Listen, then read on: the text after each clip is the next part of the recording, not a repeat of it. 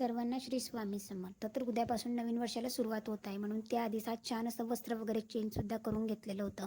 सकाळी छान अशी देवपूजा झाली आणि संध्याकाळी सगळं देव वगैरे जे काही होते ते घासून घेतलेले होते. कारण नवीन वर्षाची सुरुवात मात्र देवघरापासून स्वामींच्या सेवेपासून करायची होती. त्याच्यानंतर देव वगैरे घासून झाले, घरातले पडदे वगैरे, नंतर पायपुसणी वगैरे जे काही होते, डोअरमॅट ते सर्व चेंज करून झाले, ते सुद्धा वॉश केले.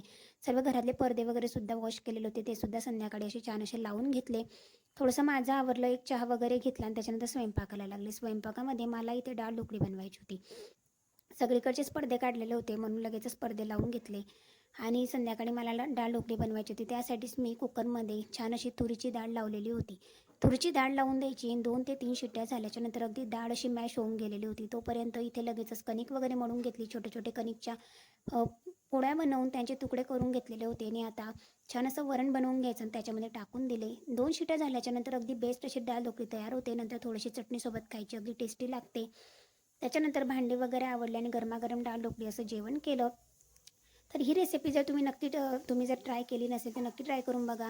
आमच्याकडे तर खूप जास्त आवडते. याला चिखुल्यासुद्धा म्हटलं जातं आणि छान लागतात अशा चिखुल्या किंवा डाळ ढोकळी, तुम्ही ऑप्शनमध्ये काही म्हणू शकता. तर त्याच्यानंतर जेवण केलं. तर असा होता माझा आजचा दिवस. थँक्यू.